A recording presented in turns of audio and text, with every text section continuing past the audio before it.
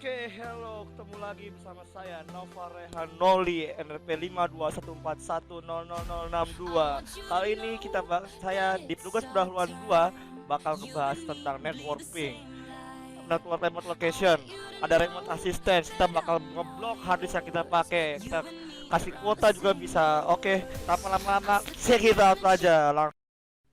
Ini saya akan menjelaskan cara mengganti work group name. Pertama klik start, ketik work group, pilih change work group name, lalu to rename this computer of change is the name of work group, lalu klik change, ganti misalkan menjadi grup kerja. Oke, tunggu sebentar.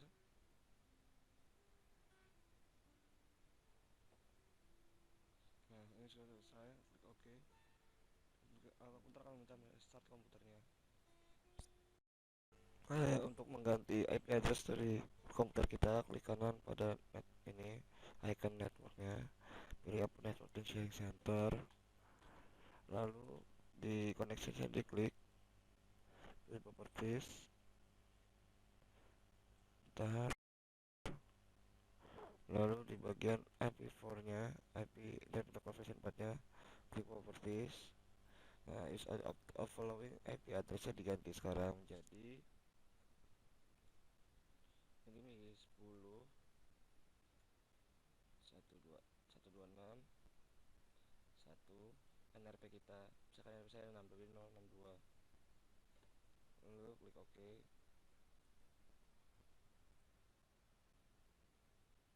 Oke, maaf jadi 62 saja. Oke, nah, sudah selesai. Di sini saya akan mencoba menjelaskan cara untuk ping ke ping ya. Pertama, kita di sini tugas kali ini saya disuruh untuk ping ke websitenya SI. Nah, pertama kita klik soal pertama itu kita ngeping sekali aja. Misalnya kita ketik ping as.its.ac.id, enter. Bentar, oh RTO, oh ya, jadi ini RTO karena saya tidak sedang menggunakan proxy ITS, jadi saya juga tidak sedang connect ke proxy ITS, makanya hasilnya RTO. Nah, RTO kan. Nah, kemudian soal kedua saya disuruh untuk ping sebanyak non-stop. Iya non-stop, kita nggak ditentuin, jadi kita pakai ping strip t is.its.ac.id. Nah, kalau kayak gini itu ngeping berkali-kali sampai kita bilang stop. Kalau ini kan tadi cuma 4 kali. Nah, sekarang kita bisa ngeping berkali-kali. Bentar. Ya. 3 kali 4 kali. Nah, ini sampai 5 kali bisa juga. 5 kali. Nah, untuk stopnya kita tekan Ctrl C. Nah, lalu terakhir saya disuruh untuk ngirimin paketnya 1 KB ya, karena ini bentuknya byte, jadi saya harus ngirimnya 1024 byte dengan cara ping strip L 1024 is.its is.id, enter. Nah, ini 1024 bytes of data, berarti 1 KB yang dikirim. Sedang dikirim. Tentu saja hasilnya RTO karena saya tidak tersambung ke proxy ITS ataupun ke internet di WiFi ITS. Nah, 4 kali paketnya loss semua. Sekarang saya akan memberitahu cara bagaimana connect ke proxy ITS. Pertama, klik start, lalu klik proxy. Nah, pilih configure proxy server, lalu pilih LAN settings, terus use a proxy server for your LAN, tandain addressnya itu proxy.its.ac.id, portnya itu 8080, lalu klik OK. Maka sudah masuk ke proxy dari ITS. Kali ini saya ditugaskan untuk men-sharing satu folder dari host asli saya, OS asli saya, ke dalam VirtualBox saya. Di sini saya punya folder NRP saya di desktop. Nah, untuk sharingnya kita klik kanan, to share with specific people. Nah, specific people ini kita ganti ke everyone. lalu add, terus klik klik share, tunggu sebentar maka sudah bisa down. Nah, agar bisa dibuka di VirtualBox kita harus tahu di mana berapa alamat IP kita. Kita buka command promptnya, terus klik yes, kita ketik IP config. Nah, tunggu sebentar. Nah, yang ini adalah konfigurasi IP kita. Kita buka VirtualBox, start, run, terus masukkan 192.168.117 sesuai dengan IP config kita. Lalu klik OK. Nah, kita klik dua kali. Nah, ini folder yang saya share. Nah, ini foldernya. Di sini saya akan menjelaskan bagaimana cara sharing printer kita melalui network. Pertama, buka control panel terlebih dahulu, lalu pilih hardware and sound, pilih device and printers, lalu pilih printernya, misalkan printer yang ini, kita klik kanan, printer properties, lalu pilih Canon i400 series printer, pilih sharing, lalu share this printer, lalu klik OK. Maka printernya sudah bisa di-sharing dan digunakan oleh komputer lain. Ya, kali ini saya akan menjelaskan tentang network profile. Dan untuk mengganti network profile sendiri, klik kanan pada ini logonya, so, klik open network sharing center, klik yang ini. Nah, di sini saya akan menjelaskan apa namanya dari tiap locationnya atau profilnya. Home network itu kita memilih home network, misalkan kita sedang ada di rumah atau misalkan di tempat-tempat yang kita percaya. Nah, kalau di sini itu nanti dia network discovery-nya bakal turn on, dan orang-orang yang kita percaya bisa mengakses ke komputer kita. Lalu ke work network itu misalkan kita di tempat kerja atau kita mengenal mereka dan ada hubungan kerja. Nah, kalau di sini itu eh, sama seperti home, sama-sama di on, cuman bedanya itu di home di work ini nggak bisa bikin join, nggak bisa apa namanya bikin dan join home group. Kalau di home network bisa. Lalu yang terakhir adalah publik. Nah, ini publik ini biasanya kalau kita itu ada di kafe, bandara atau tempat-tempat umum lainnya yang ada wifi-nya. Biasanya kalau di sini ini network sharingnya bakal di turn off, semua bakal turn off karena security-nya di sini itu sekuritasnya itu rendah. Nah, maka Windows bakal mendisable beberapa fungsi sharingnya di sini. Nah, misalkan kita ke klik home networknya, nah ini ntar dia bakal loading dan kita bisa bikin home groupnya. Misal kita mau sharing apa aja bisa, atau di next.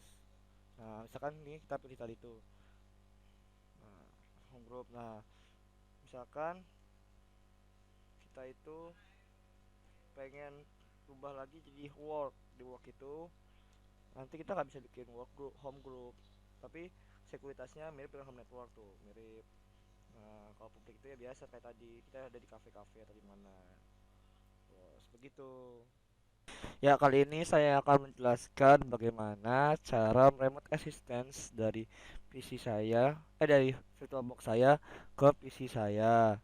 Nah, eh jadi kalau remote assistance itu ya seperti namanya assistance.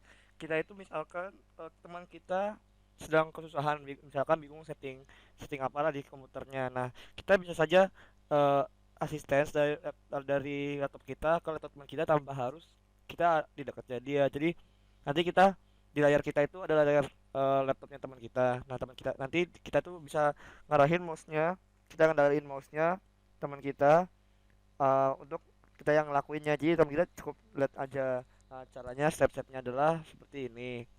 uh, jadi kita oh ya, di asisten itu kita cuman ngontrol aja, kita cuman bantuin aja, kita ngarah-ngarahin, kita nggak punya kontrol yang lebih terhadap laptop teman kita. Oke, langsung aja kita ke stepnya ya. Pertama, klik start. Pertama-tama kita harus enable dulu apakah ada sudah. Nah, ini apakah sudah boleh semuanya belum. Nah, di saya tuh udah semuanya. Nah, oh ya, ini dari VirtualBox ke Windows saya ya. Jadi, terus kita ketik Windows Assistance. Windows Assistant, maaf, Remote Assistant. Nah, terus kita invite someone, klik invite someone. Terus save this invitation as file. Nah, kita simpan di, karena saya ada share folder ya, jadi saya bisa naruh di desktop sini. Saya bisa masuk dalam desktop nih. Nah, ini invitationnya, klik save. Nah, nanti ini akan muncul di desktop saya. Tadi flash network saya. Nah, nah ini nih passwordnya nih harus dihafalkan, jangan lupa. Nah, lalu kita klik dua kali invitationnya. Nah, ini invitation yang ada di laptop saya. Kita masukkan yang ini yang tadi password. Nah, sekarang kita masukin passwordnya. Kita buka. Nah, kita masukin passwordnya tadi itu 25 HXL 9F MS G9G. Lalu klik OK. Nah, nanti di VirtualBox-nya kita allow di VirtualBox-nya. Yes. Nah, ini kalau di assistance kita benar-benar kayak blank, desktopnya blank, sengaja blank karena ini untuk menjaga privasi. Nah, sini kita bisa bantu, misalkan aku ini rusak nih, kita bisa klik kanan punya dia, terus kita settingin misalkan proxy-nya atau kita ganti IP-nya, misalkan teman kita butuh bantuan. Nah, kalau itu adalah remote assistant. Jadi saya di sini akan menjelaskan bagaimana apa dan bagaimana remote control atau remote desktop. Nah, remote control itu kita tuh bisa ya, remote control itu kita bisa ngendaliin komputer yang kita kontrol. Bedanya sama asisten itu, nanti kalau di asisten itu kita cuma ngebantu. Jadi sama-sama, misalkan laptop saya nyala, laptop teman saya nyala juga. Nah, di layar saya itu layarnya laptop teman saya, jadi saya bisa bantuin. Sedangkan kalau remote desktop itu nanti layar di PC yang dikontrol itu bakal blank, yang kita kontrol. Misalkan saya pengen buka PC saya di PC teman saya, nah di PC saya nanti layarnya blank hitam, dan di PC teman saya itu ada layar saya, jadi saya bisa akses apapun, file saya, program saya, atau networking saya di sana. Nah, caranya adalah pertama kita klik start, lalu search remote desktop, diklik. Nah, misalkan saya pengen dari VirtualBox ini ke Windows 8 saya. Nah, saya ketikkan nama komputernya saya itu seperti ini, Nava Raihan, ini varian 1. Kalau nggak, ya varian 1 sudah klik connect. Tunggu sebentar. Oh, not connected. Sebentar, sebentar, sebentar. Oh, maaf, maaf. Jadi yang dimasukin itu IP kita. Sorry sekali. Jadi kita harus ngecek IP kita dulu. Kita pertama buka CMD-nya di PC aslinya. Ya, yes. Lalu kita ketik IP config. Nah, kita masukkan IP yang, nah ini. Geser dulu. Masukin 192.168.117. Connect. Nah, nih passwordnya rahasia dong. Kita oke. Nah, dia bakal loading sebentar. Memang agak lama, dibutuhkan lama karena satu network ya. Sama juga ngontrol full, jadi agak lama gitu. Ya, masih menunggu connecting. Lama ya. Gak apa-apa, tungguin aja. Nah, udah tinggal remote desk connection nih. Udah loading. Ya. Masih ini tiating bung, kita lihat saja. Lama ya. Tapi ini kemungkinan besar bakal connect ini menurut saya ya. Masih loading, kita tunggu saja. Oh no, nggak bisa. Kenapa ini? Mari kita coba lagi connect ya. Klik connect. Masukkan password saya lagi. Lalu yes. Nah, sudah bisa. Nah, ini di saya hitam kan, ini tandanya udah connect sama apa namanya, sama punya saya. BTW mana ya? Oke, ini udah connect. Udah connect.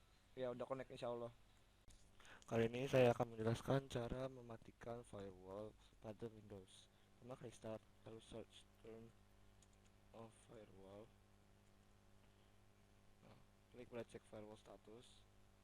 Pilih turn for Windows firewall on or off. Lalu dimatikan dengan cara mentandai pada turn off Windows firewall. Lalu klik OK. Nah, maka sudah mati. Nah, sekarang saya akan menjelaskan bagaimana cara enable semua fungsi firewall, mulai dari remote access sampai routing. untuk mempermudah kita mengenable lagi semua firewallnya. uh, kita enable semua dulu untuk mempermudah ya. Terus pilih advanced setting. Nah, pada inbound rules cari remote assistance sampai routing di enable. Nah, ini dari sini kita pilih mencet tekan shift sampai ke remote assistant, lalu klik kanan enable rule. Maka semuanya sudah nyala. Lalu lakukan yang sama pada outbound rulesnya, kita cari lagi. Nah, ini sampai routing dan access, klik kanan enable lagi ya, semuanya sudah di enable. Maka nanti ini firewall sudah aktif semua. Ya, kali ini saya akan men-sharing tentang bagaimana cara memberi kuota pada suatu partisi. Pertama, buka file explorer dulu, lalu bisa pilih drive yang akan kita beri kuota, misalkan local disk C. Pertama kita klik kanan pada local disk C-nya, lalu pilih properties, kuota, show kuota setting. Nah, ini di enable kuota manajemennya. Nah, kita limitnya ke 100 MB dan kita kasih warning levelnya ke 10 MB. Lalu kita berikan log eventnya apabila terjadi kelebihan pada mencapai kuota. Juga kita akan membuat agar si C ini tidak akan bisa diakses apabila sudah melebihi kuota limit dengan tandai pada display to user exceeding kuota limit. Klik OK. Nah, klik OK untuk di-accept lah. Oke. Nah, selesai. Untuk mengganti permission dari local disk C menjadi bisa dipakai adalah dengan cara klik kanan pada local disk C, pilih properties, lalu security. Di user ini diklik edit. Nah, pada user yang ini saya user, execute-nya dihilangkan, tandanya dihilangkan. Klik OK. Yes. Ya, tunggu sebentar, maka sudah tidak bisa diakses. Kali ini saya akan membuat bagaimana sebuah folder itu menjadi superhider. Nah, di sini pada tugas kali ini saya disuruh untuk meng-superhiderkan folder user pada local disk C. Pertama caranya kita buka cmd-nya terlebih dahulu, kita ketikkan attrib